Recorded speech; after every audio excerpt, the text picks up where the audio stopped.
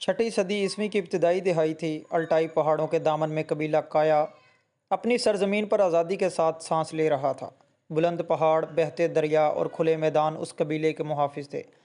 ان کی زبان ترک تھی، مذہب تنگری ازم، اور ان کی غیرت گھوڑے کی رفتار اور تیر کی تیزی پر بھروسہ کرتی تھی۔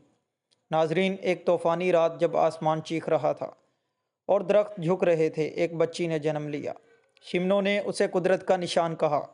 یہ بچی صرف انسان نہیں، آسمانی پیغام ہے۔ اس کا نام رکھا گیا اکیز، مطلب پہاڑ سے اترنے والی۔ اکیز بچپن سے عام بچیوں سے مختلف تھی۔ وہ لڑکوں کے ساتھ تیر اندازی کرتی، گھوڑوں کو قابو میں لاتی اور شمنوں کی عبادت میں بیٹھتی۔ اس کے باپ تغرل خان کایا قبیلے کے سردار اس کی غیرت پر فخر کرتے تھے۔ اکیز کی ماں ایک شمنی اسے تنگری کا ذکر سکھاتی، درختوں کی زبان سمجھاتی اور قدرت سے ہم آہنگی کا سبق دیتی۔ مگر خاقان الباغان، جو گوک ترک سلطنت کا بادشاہ تھا، اسے کایا قبیلے کی آزادی پسند سوچ کھٹکتی تھی۔ ناظرین، ایک رات الباغان نے سازش رچائی، تغرل خان کو دربار میں بلا کر قتل کروا دیا گیا۔ اکیز صرف 10 برس کی عمر میں یتیم اور بے گھر ہو گئی۔ اسے ایک بوڑھی شمنی نے بچایا اور پہاڑوں میں لے جا کر پالا۔ گوک ترک سلطنت کا شہزادہ باتوگا ایک حادثے میں اپنے بازو سے محروم اور زبان سے گونگا ہو چکا تھا۔ دربار میں لوگ اسے کمزور، بیکار اور مستقبل کے لیے خطرہ سمجھتے تھے، مگر کوئی نہ جانتا تھا کہ اس کی خاموشی میں کتنی حکمت چھپی ہے۔ باتوگا اپنی ماں خانقاہ خاتون سے حکمت سیکھتا رہا۔ اس نے شطرنج کے کھیل سے سیاست سمجھی، شمنوں سے روحانی علم لیا اور خفیہ طور پر بادشاہت کے اصول سیکھے۔ اکیز کی جدائی اور باتوگا کی خاموشی، یہ دو قسمتیں تنگری نے ایک دن ملانے کا وعدہ کر رکھا تھا۔ ناظرین، اکیز اب جوان ہو چکی تھی۔ جنگی لباس میں، ہاتھ میں تیر و کمان اور دل میں باپ کا انتقام لیے وہ پہاڑوں سے نیچے اتری۔ اس نے الباغان کے دربار تک رسائی حاصل کرنے کا منصوبہ بنایا۔ راستے میں اسے وہی قبیلے ملے جو الباغان کے ظلم سے پس چکے تھے۔ اکیز نے ان کی قیادت کی۔ چھوٹے چھوٹے حملے، رازدار راستے اور گھوڑوں کی تیز دوڑ نے خاقان کے فوجیوں کو حیران کر دیا۔ ایک دن وہ خفیہ راستے سے دربار کے قلعے میں داخل ہو گئی۔ وہاں پہلی بار اس کی ملاقات باتوگا سے ہوئی۔ ناظرین، اکیز نے باتوگا کو قتل کرنے کا سوچا، یہ سمجھے بغیر کہ وہ بھی اس ظلم کا شکار ہے، مگر جب دونوں کی آنکھیں ملیں تو دلوں کی زبان بولی۔ باتوگا نے اشاروں میں بتایا کہ وہ بھی الباغان کے خلاف ہے۔ یہ ملاقات صرف حادثہ نہیں تھی، یہ تنگری کا پیغام تھا۔ اکیز اور باتوگا نے مل کر خاقان کے خلاف ایک خفیہ اتحاد بنایا۔ باتوگا نے اکیز کو محل کے راز، فوج کی کمزوریاں اور سرداروں کی سازشوں سے آگاہ کیا۔ اکیز پہاڑوں میں موجود بوڑھی شمنی کے پاس گئی، اس سے کہا، اکیز، تنگری نے تمہیں چنا ہے۔ تم صرف انتقام کے لیے پیدا نہیں ہوئی، تم قوم کو جگانے آئی ہو۔ شمنی نے ایک پرانا طلسمی کمان دیا جو صرف تنگری کی بیٹی کے لیے تھا۔ اس نے اکیز کے ماتھے پر نشان لگایا اور کہا، اب تم صرف لڑاکا نہیں، تم رہنما ہو۔ اکیز نے اب انتقام سے آگے کا سوچا۔ اس نے قبائل کو متحد کرنے، ترک قوم کو جگانے اور تنگری کا پیغام ہر در تک پہنچانے کا عہد کیا۔ ناظرین، اکیز کی پیدائش، تربیت، بغاوت، باتوگا کی معذوری اور دانش مندی، یہ بہت بڑے ایک ایسے راز تھے جو تنگری نے آپس میں ملانے کا سوچا ہوا تھا۔ اکیز نے پہاڑوں سے نکل کر میدانوں کا رخ کیا۔ اس کا پہلا ہدف وہ چھوٹے قبائل تھے جو الباغان کے ٹیکس، ظلم اور غلامی سے تنگ آ چکے تھے۔ قبیلہ بائندر، قبیلہ بوزوک اور قبیلہ سالور، یہ وہ ترک قبائل تھے جن کے سردار کبھی جنگجو تھے مگر الباغان کے در سے بندھے غلام تھے۔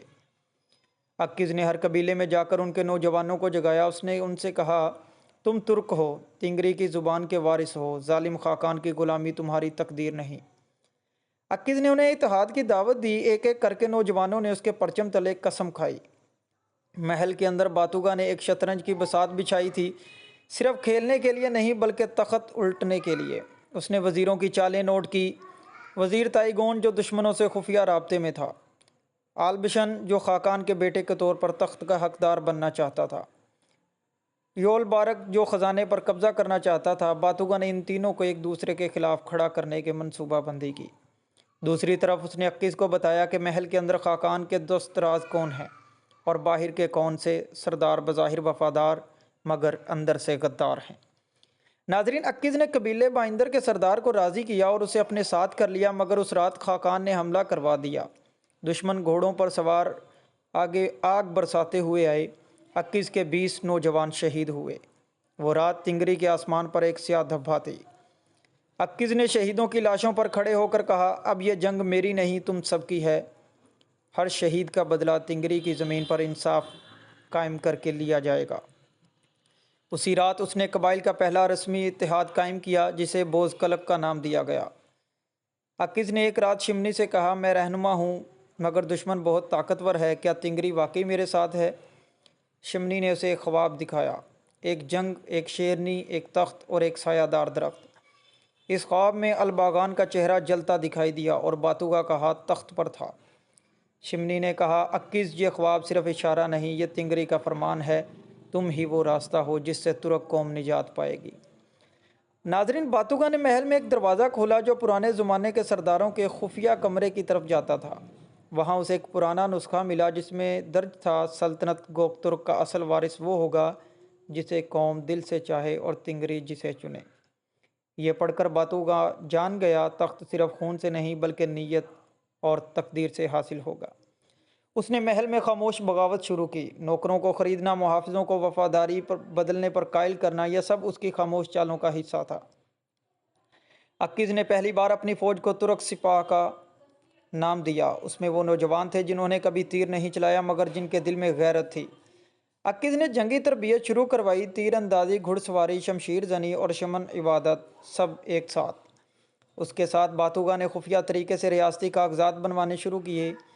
ایک نئی سلطنت کا خاکہ تیار ہونے لگا، پرچم آسمان کے نیلے رنگ کا، بیچ میں شیر کا نشان۔ باتوگا نے خفیہ انداز میں محل میں بغاوت کی جڑیں بونا شروع کر دی تھی۔ اس نے محل کے چند وفادار نوکروں، باورچیوں، محافظوں اور درباریوں کو ساتھ ملایا اور آہستہ آہستہ محل کے اندر ایک خاموش انقلاب کی بنیاد رکھ دی۔ وہ لوگ جو برسوں سے الباغان کے ظلم سے تنگ تھے اب باتوگا کے اشاروں پر حرکت میں آنے لگے۔ عکیز کو اطلاع دی گئی، محل کے اندر انقلاب کی چنگاری جل چکی ہے، اب ہمیں باہر سے اسے ہوا دینی ہے۔ ناظرین، عکیز کے لشکر کو ایک خفیہ خط ملا جس میں لکھا تھا، خاقان محل سے نکلے گا، موقع ہے، اگر تم نے پہاڑ کی چوٹی سے اتر کر وادی کو لپیٹا تو بادشاہ کی گردن تمہاری تلوار کے نیچے ہوگی، تمہارا ساتھی۔ یہ خط باتوگا کی طرف سے تھا۔ عکیز نے قبیلوں کو تیار کیا، جنگی ساز و سامان، گھوڑے، سپاہی سب تیار ہو گئے۔ رات کے اندھیرے میں وہ آسمانی درہ سے محل کی طرف روانہ ہوئے۔ جنگ سے پہلے عکیز نے شمنی کے ساتھ دعا کی۔ اس نے کہا، اے تنگری، اگر میری نیت میں فخر، ذاتی انتقام یا ظلم کا شائبہ ہو تو میری تلوار کند کر دے، لیکن اگر میں قوم کے لیے کھڑی ہوں تو مجھے آسمان کی طاقت دے۔ ناظرین، عکیز نے اپنی تلوار نکالی جس پر تنگری کا نشان تھا۔ یہ وہی تلوار تھی جو اس کے والد تغرل خان کے ساتھ جنگوں میں چمکتی تھی۔ عکیز نے گھیراؤ مکمل کیا، محل کے باہر جنگ چھڑ گئی، باتوگا اندر سے، عکیز باہر سے حملہ آور ہوئے۔ محل کے دروازے توڑ دیے گئے، فوجی یا تو ہار گئے یا باتوگا کے ساتھ مل گئے۔ الباغان بھاگنے کی کوشش میں تھا مگر باتوگا نے اس کے سامنے کھڑے ہو کر صرف ایک بات کہی، تم نے مجھ سے زبان چھینی مگر میں نے تم سے تخت چھین لیا۔ عکیز نے اس لمحے خاقان کو زندہ قید کر لیا تاکہ دنیا دیکھے انصاف قتل سے نہیں، قانون سے قائم ہوتا ہے۔ جنگ ختم ہوئی، محل آزاد ہو چکا تھا، قبائل کے سردار جمع ہوئے، سب نے کہا، عکیز خانم، آپ ہماری ملکہ ہیں، تخت آپ کا ہے۔ عکیز نے نظریں جھکا لیں، پھر باتوگا کی طرف دیکھا اور کہا، میں تخت کی حقدار نہیں، میں تو تنگری کی بندی ہوں، جنگجو ہوں، ہمارا شہزادہ، ہمارا رہنما باتوگا ہے۔ ساری قوم نے تالیاں بجائیں، نعرے لگائے اور باتوگا کو گوک ترک کا نیا خاقان تسلیم کر لیا۔ باتوگا نے عکیز کا ہاتھ تھام کر کہا، تم میرے لفظوں کی آواز ہو، میں خاموشی تھا، تم نے مجھے بولنا سکھایا اور تم نے مجھے انتقام سے نجات دے کر قوم کی خدمت کا راستہ دکھایا۔ دونوں نے ساتھ حکومت کا آغاز کیا، ایک عادل حکمران اور ایک نڈر رہنما جن کی جوڑی نے ترک قوم کو نئی شناخت دی۔ ان کی سلطنت کا نام رکھا گیا آزاد تنگری ترک خانیت، جس میں عورت اور مرد برابر، جنگ و امن ہم قدم اور تنگری سب پر نگہبان تھا۔ باتوگا خاقان کے طور پر تخت نشین ہوا اور عکیز اس کی چیف سپہ سالار بنی۔ دونوں نے مل کر نئی سلطنت کی تعمیر شروع کی، انصاف کا نظام رائج ہوا، قبائلی زمینیں منصفانہ بانٹی گئیں، عورتوں کو جنگی تربیت دی جانے لگی۔ ناظرین، تعلیم کے لیے تنگری اکادمی بنائی گئی۔ باتوگا نے ایک فرمان جاری کیا، ترک قوم تلوار سے جیتی تھی، اب قلم سے بچے گی۔ انہوں نے ایک اکیڈمی بنوائی، 21 दिन रात नई फ़ौज की तरबियत में मसरूफ़ रहती और रात को ज़ख्मी सिपाहियों की मरहम पट्टी करती। ज़ाहरी अमन के बावजूद ख़तरा अभी मुकम्मल ख़त्म नहीं हुआ था। आलबशन जो पहले खाकान बनने का ख्वाब देखता था, खुफिया तौर पर मंगोल सरदारों के पास जा पहुंचा। उसने कहा, अगर तुम मेरी मदद करो तो मैं तुम्हें तुर्क सल्तनत का दरवाज़ा खोल दूंगा।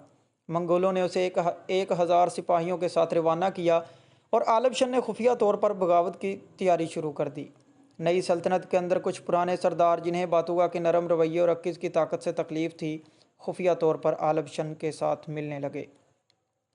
21 को ख़बर मिली सल्तनत के अंदर साजिशें हो रही हैं और कुछ दरबारी दोबारा मंगोलों से राब्ते में हैं। बातुगा ने उन्हें मौका दिया कि वो तौबा करके वापस आएं, मगर उनकी ज़ुबानें खामोश और दिल बदले के भूखे थे।